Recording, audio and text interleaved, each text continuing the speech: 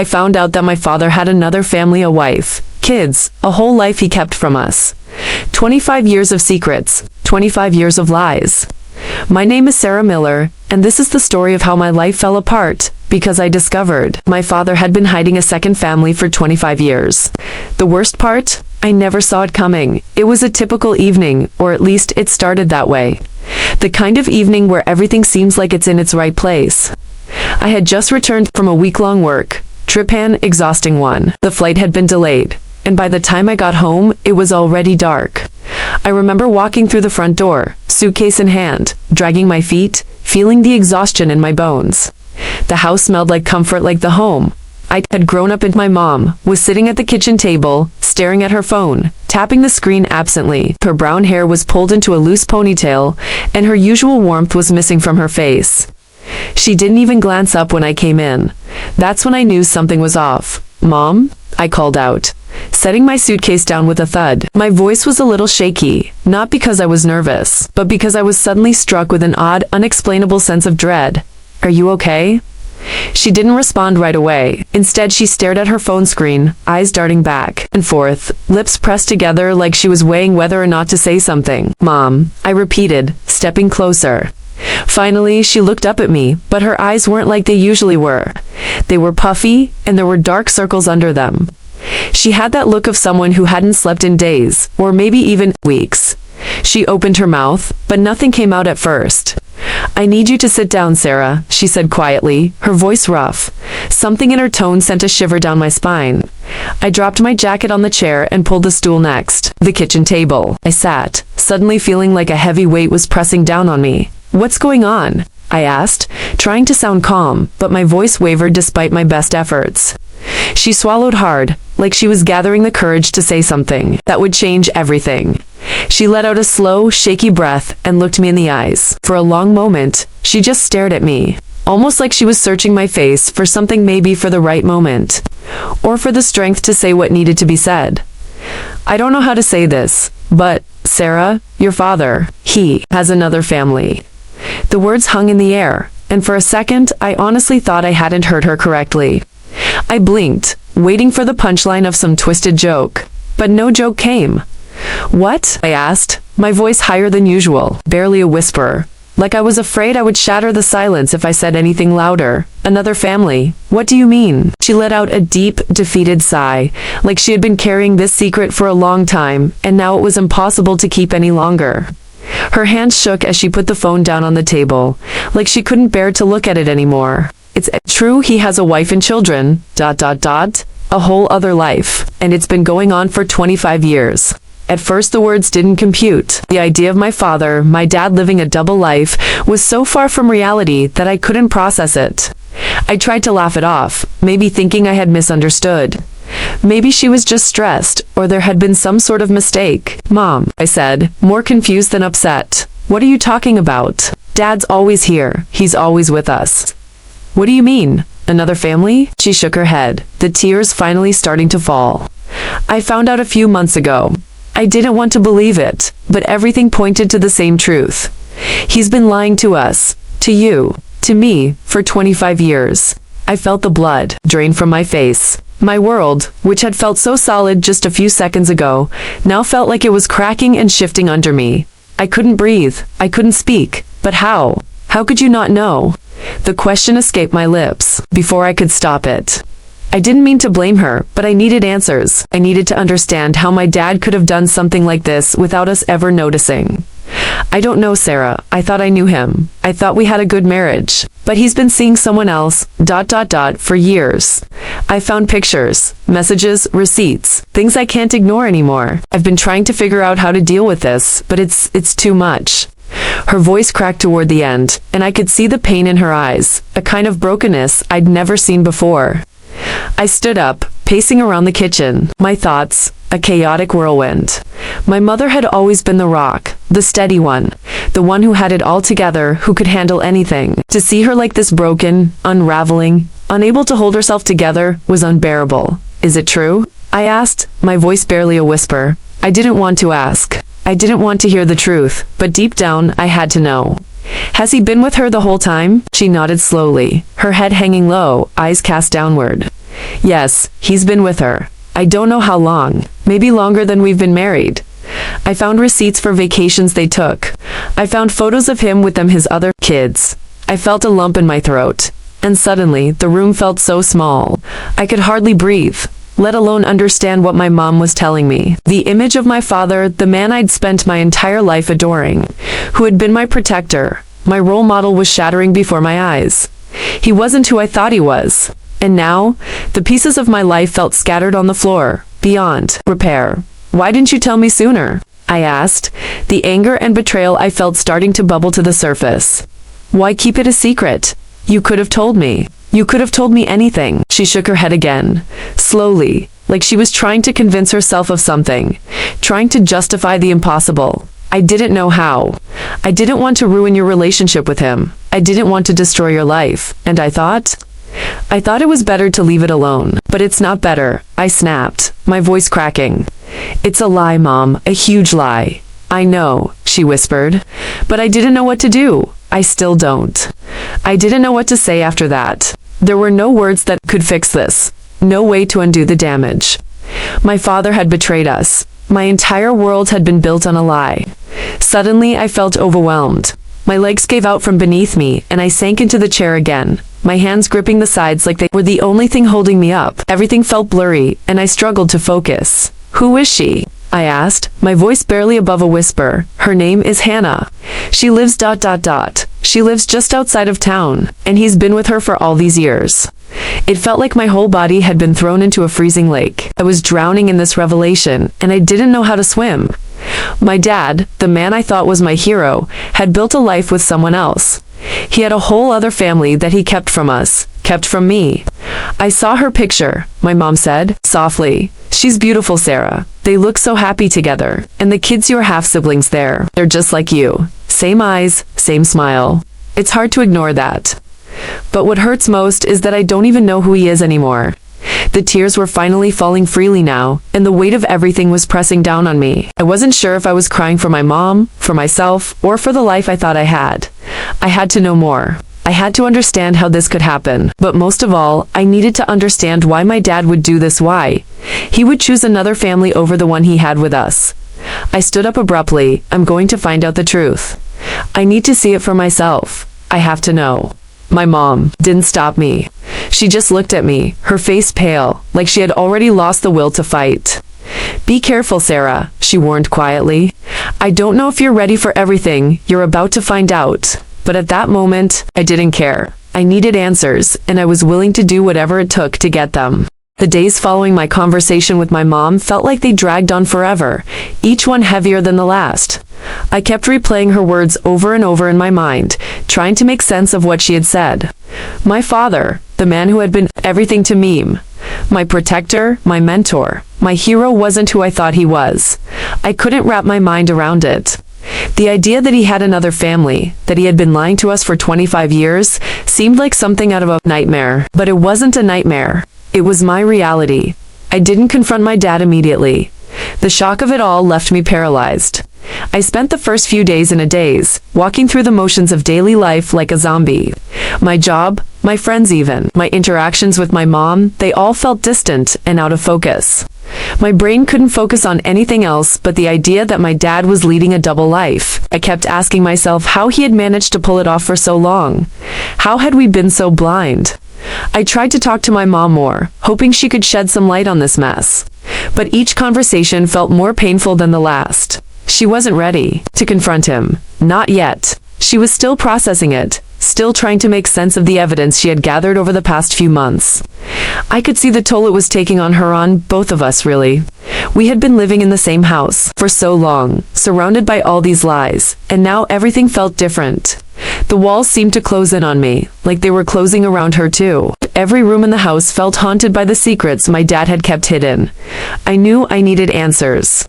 I knew I had to confront him, but I wasn't ready yet. I wasn't sure if I could face the man who had been everything to me, and now felt like a stranger. So I did the only thing I could think to do. I started digging. I knew I had to be careful. My mom had warned me that confronting him head-on might make things worse. She was right, everything was complicated now, but I couldn't let it go. I couldn't just sit back and let this lie fester. I had to know the truth. I had to know everything. It started with small things. His phone. I knew it was a breach of privacy, but after what I had learned, I didn't care. I'd never gone through my dad's things before. He had always been the trustworthy, dependable figure in my life. But now, that image was shattered. I went through his desk drawer first, the one in the study where he kept all his papers, receipts, and random clutter. I had to force myself to stay calm. I rummaged through a pile of old bills and paperwork, looking for anything that would explain his second life. And then, I found it. A small, weathered envelope, tucked away behind a stack of old bank statements. It was addressed to someone named Hannah. My heart skipped a beat. I didn't open it right away. Part of me wanted to leave it alone, to pretend I hadn't found it, but that was impossible. The truth had already been revealed to me, and now, there was no going back. I had to open it. The letter inside was brief, but chilling. It was a confirmation from a law firm about a meeting concerning family matters. There were no specific details, no names of family members or anything like that, but the words hit me like a ton of bricks. Family matters. What did that mean? Who was this Hannah? Was she his wife? Had they been married all these years? Had he been keeping her a secret from us all along? I put the letter back and slammed the drawer shut, my hands shaking. I couldn't believe what I was seeing, but deep down, I knew it was just the tip of the iceberg. There was so much more to uncover. I had to know who Hannah was. I had to know how deep my dad's lies ran. The next few days felt like a blur. I couldn't focus on anything. Work was a distraction, but even that felt irrelevant compared to what I was dealing with at home. Every time I saw my dad, I felt sick. I couldn't look at him the same way. How could I? He was a stranger now. Every word out of his mouth felt like a lie. I couldn't trust him anymore. And then, one afternoon, I made a decision. I couldn't sit idly by and let my dad control the narrative any longer. I had to see it with my own eyes. I had to find out who this woman was, who these other kids were. I needed to know where my father was really going, where he was spending his time. So, I did what any desperate daughter would do. I followed him. It wasn't hard. He had a routine, and I knew it well. He always parked his car a few blocks away from our house, saying it was to get some exercise to clear his head. He would then walk to a nearby park, where he said he met with old friends, but I knew something was off. His meetings had always been vague. He never told me who he was meeting, never mentioned names or locations. But now, everything felt like a clue, like a puzzle I needed to solve. I followed him that day, keeping a safe distance. He didn't seem to notice me, which was good because if he had, I wouldn't have known what to say. I just couldn't shake the feeling that he was hiding something huge from me, from all of us. He didn't go to the park. He drove straight to a part of town I didn't recognize. My heart was pounding in my chest as I followed him, my mind racing. Where was he going? Why had he lied to me? Why had he been so careful to keep this secret? He pulled into the driveway of a house on the outskirts of town. It was nothing special, just a modest home tucked away in a quiet neighborhood. But it was unfamiliar to me. I had never seen this place before. My father was getting out of the car, looking around as if to make sure no one was watching. Then he disappeared inside the house. I don't know how long I sat there, staring at the house. The seconds felt like hours, and I had no idea what to do next. My mind was spinning, but I knew one thing. I couldn't leave. I had to stay, had to find out what was going on inside that house. Finally, after what felt like an eternity, I drove away. I didn't know what to think or how to process what I had just witnessed. But one thing was clear. My dad had been lying to me for years, and now I had seen the evidence with my own eyes. He had been hiding this woman, this life, from us, and I had no idea how to feel about it. When I got home, my mind was racing. I felt sick, dizzy. I needed to talk to someone. I needed to tell someone what I had just discovered. But who could I turn to? My mom was already in enough pain, and I wasn't sure if she was ready for more, but I couldn't keep this to myself. I had to share what I had seen. I called Emily, my best friend. She was the one person I could always count on to tell me the truth, even when it was hard to hear. Em, I said, my voice shaky, I followed my dad today. I found where he's been going. Wait, she interrupted. What are you talking about? What do you mean? You followed him. I'm telling you, Em, I said, trying to steady my voice. He's been hiding a second family. I saw it. I saw him go into a house. A woman, her name's Hannah, and kids. His other family. There was a long pause on the other end of the line. Oh my God, Emily finally said, her voice low. Are you sure? Are you positive? I saw him, Dem. He went in there like he was going home, like he belonged there. It's all real. And now I have to figure out what to do with it. I don't know what to think. I don't know what to say, Sarah, she replied, her voice full of sympathy. But you need to talk to him. You need to confront him. This isn't something you can ignore. I took a deep breath. She was right. I had to face him. But how could I? How could I confront the man who had been my whole world and ask him to explain something like this? I will, I said, my voice barely a whisper. I just don't know how to do it yet. After I hung up, I sat there in the silence of my room, trying to process everything. My dad's betrayal felt like an earthquake, shaking the ground beneath me. I wasn't sure who he was anymore, and I didn't know how to fix it. I knew I couldn't let it go. But the question was, what now? What would I do next? It's hard to describe what it's like to stare at the person who's supposed to be your rock, your father, and realize that everything you thought you knew about him was a lie. There's a deep aching hollowness that settles in your chest, a feeling of betrayal that sinks into your bones, leaving you numb. That's how I felt when I finally decided to confront him. The days after my discovery were a blur of conflicting emotions. Part of me wanted to scream at him, to demand answers and explanations for the years of lies he'd fed me. Part of me wanted to run away, to escape the painful truth that had shattered my image of him. But in the end, I knew I couldn't avoid it any longer. I had to face him. I had to hear it from his mouth, to know the truth, even if it broke me. I waited for the right moment, which felt like an eternity. Every time I saw him, I had to fight the urge to burst into tears or scream in anger. I watched him go about his day, oblivious to the storm that was building inside me. How could he act like nothing had changed? How could he continue to play the part of the perfect father while hiding this dark secret? It was Friday afternoon when I finally made up my mind. My dad had just come home from work. His usual routine: grab a beer from the fridge, sit on the couch, and watch the game. Everything about him felt the same, too normal, too ordinary for the chaos I was feeling inside. I watched him for a moment, feeling like I was watching a stranger. He hadn't noticed me yet, so I stood there in the hallway, fighting the rush of emotion that threatened to overwhelm me. I had to be strong. I had to be calm.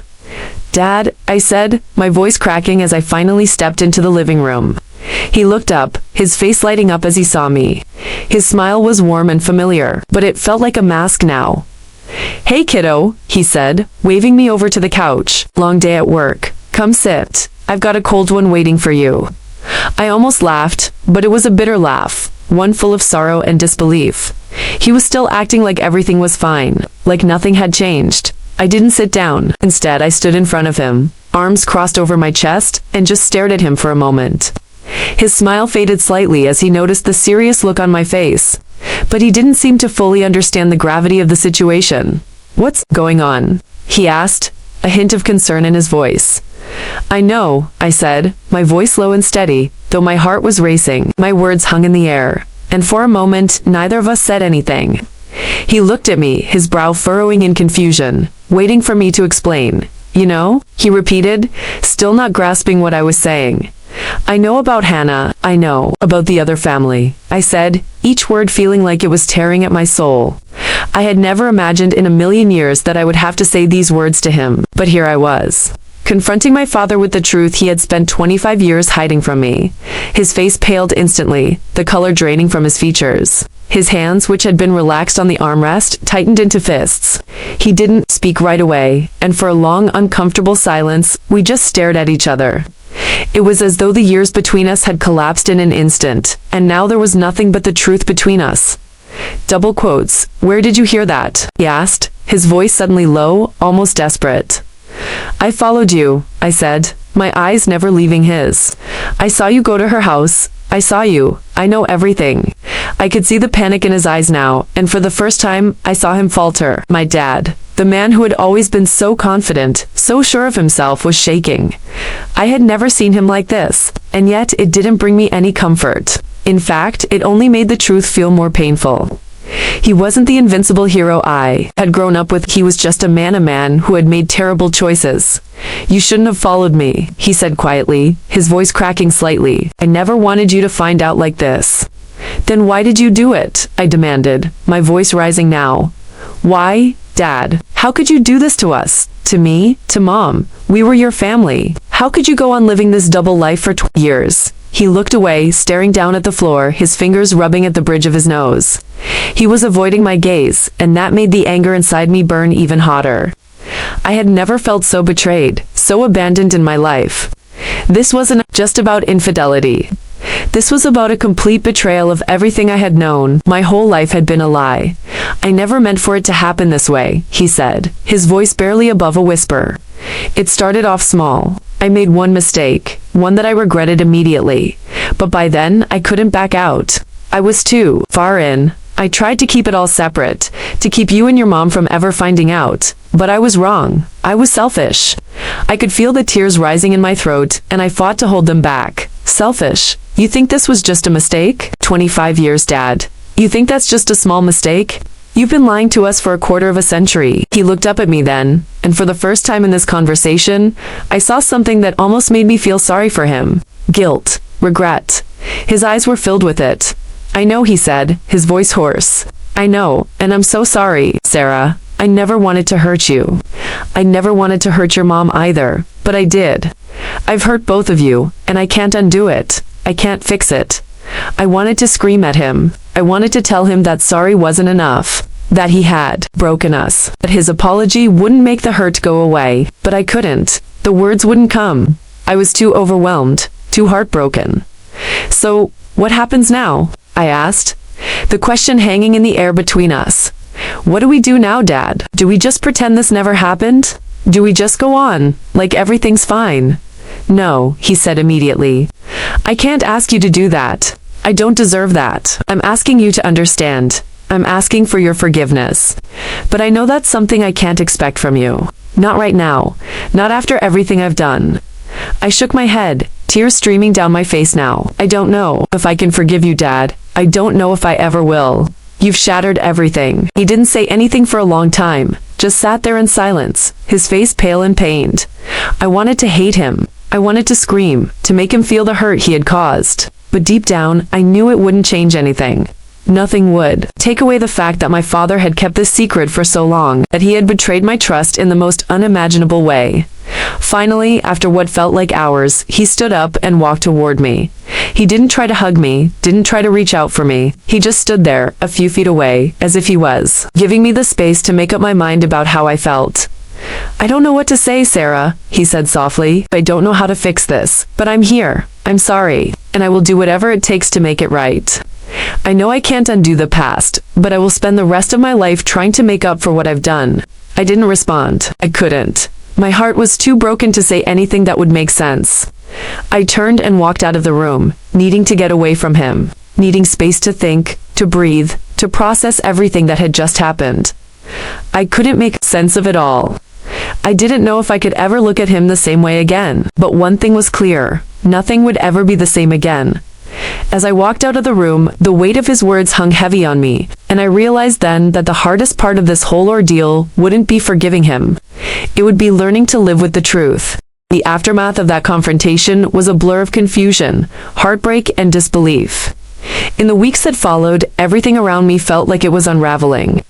My dad, though apologetic and trying desperately to make amends, couldn't erase the weight of the lies he had built his life on. I wanted to scream at him, to demand that he fix everything, but I knew that nothing could make this right. Not now, not ever. Our family dynamic was forever altered, and I wasn't sure how we could recover from it. It felt like a dark cloud was hanging over us, casting a shadow over every interaction. My mother, despite being betrayed in the most profound way possible, was doing her best to hold things together. But even she knew that nothing could go back to the way it was. The silence in our house had become unbearable. It was the kind of silence you only experience when everything is broken. When there are no more words left to say, I had my own internal battle. Part of me was filled with rage, an unrelenting fury that my father could lie to me, could live this second life without any remorse. But another part of me wanted to understand, to forgive. I still loved him. I still wanted to believe in him, and the man who had been my hero for so many years. How could I reconcile the person I thought I knew with the man who had kept so many secrets from us? How could I let go of the image I had of him in my mind? I didn't have any answers. I didn't know how to process it all. There were moments when I couldn't stand the sight of him. when just being in the same room with him made me feel like I was suffocating. And then there were moments, fleeting and rare, when I saw glimpses of the father I had known before. All of this, and I wanted to believe that he could change, that we could heal. But the truth was, I didn't know if that was possible. I didn't know if I could ever look at him the same way again. The hardest part was the realization that I had been living in a lie for so long. All those years, all the memories, all the moments I had shared with him, they were tainted now. Every birthday, every holiday, every family dinner felt like a reminder of the deception. How many times had he looked me in the eyes, telling me he loved me, and had it all been a lie? How many promises had he made, knowing full well that he was living a double life?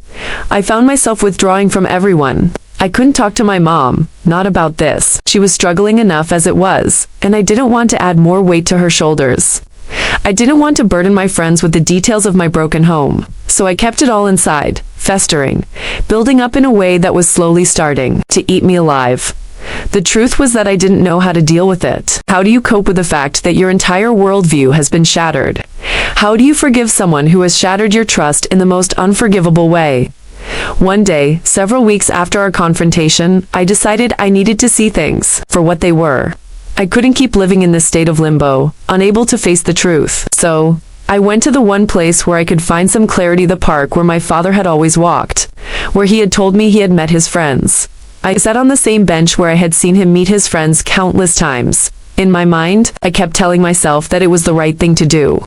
I needed to understand. I needed closure, even if that closure came in the form of more pain. As I sat there, staring at the empty path in front of me, I thought about what had happened between my father and his second family. I had so many questions, so many things I wanted to know. How long had he been seeing this woman? How long had he known her before he started the affair? Did he love her? Did he love me? Or was that just another lie he told to keep his two worlds separate? And then it hit me. It wasn't the answers I needed. It wasn't knowing every detail about the other family, the other life he had built. What I needed was to accept that the past was gone. That the man I had known, the man I had trusted, was gone too. What I needed was to let go of the person I thought he was, and find a way to move forward with the person he had become. I didn't have the answers yet, but sitting there in the quiet, I knew that the first step toward healing was forgiveness, not for him, but for myself. I couldn't keep holding on to the anger and the resentment. I couldn't keep allowing his actions to dictate the rest of my life. As I walked back to my car, I knew that the road ahead would be long and filled with hard conversations and difficult decisions. But I also knew that I couldn't live in the past. I had to find a way to heal, not just for him, but for me. The following week, I sat down with my dad again. This time, I wasn't angry, not in the same way I had been before. The fury had faded into something else, a deep sadness, a quiet, lingering grief over the man I had lost. I've been thinking a lot about everything, I said, looking at him with a sense of finality, and I don't think I can ever forget what you did. But I want you to know that I'm not holding on to the anger anymore. I can't. It's eating me alive, and I need to forgive you. Not for you, but for me. He looked at me, his eyes full of sorrow, full of regret. I don't deserve your forgiveness, Sarah, he said, his voice barely above a whisper. I don't expect it. But I am so sorry for everything I've done to you, to your mom, to all of us. I was weak. I let my own fears and desires control me, and I ruined everything. I wish I could take it back. I nodded, my throat tight with emotion. I know you can't take it back, and I'm not asking you to. I just need to find a way to move forward. I need to find peace with this. He didn't say anything after that. We just sat there in silence, the weight of everything we had said and done hanging in the air between us. But it was a different kind of silence than before. It was a quiet understanding, a realization that there was no going back, but there was still a way forward. The days and weeks after that conversation were still difficult. There were moments when I saw him and felt the anger rising again. Moments when I wondered if I had made the right choice in forgiving him. But as time went on, I started to rebuild my life. Slowly, I began to heal, piece by piece. I started therapy I should have done years ago. I began talking to friends, opening up about what had happened and how I felt.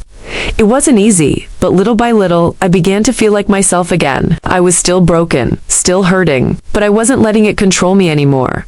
I also realized that my relationship with my dad would never be the same. The trust had been irrevocably damaged, and it would take time, if ever, to rebuild it. But I wasn't going to let his mistakes define me. I was still my own person, and I still had the power to move forward with my life. As for my dad, he was doing what he could to make amends. He started attending counseling, trying to understand the roots of his actions, trying to figure out why he had made the choices he had. He was committed to doing better, to being the father and husband he should have been all along. But it was clear to me that this process would take years, and whether or not I would ever fully trust him again remained uncertain. There were moments of progress, though. When he apologized, it felt sincere. When he asked how I was doing, it wasn't just out of obligation, it was because he cared. But I knew I had to take things one step at a time. Trust isn't something that can be rebuilt overnight, and forgiveness doesn't mean forgetting. It means accepting what happened, and choosing to move forward anyway. And so, I did. It wasn't easy. But I learned that sometimes the hardest thing in life is letting go, not of the person, but of the pain they caused you. You can't change the past, you can't undo what's been done, but you can choose how you let it affect you. That's the lesson I learned in the end. Letting go isn't about forgetting, it's about freeing yourself from the weight of the past so you can live the life you deserve to live. The hardest part of dealing with betrayal is not finding out the truth, but accepting that you can't change the past. Forgiveness doesn't mean condoning the hurtful actions of others. It means freeing yourself from the anger and the pain so that you can move forward with your life. If you've ever felt betrayed by someone you loved, I want to hear your story. Share it with me, and let's talk about how we move on after the people we trust break our hearts.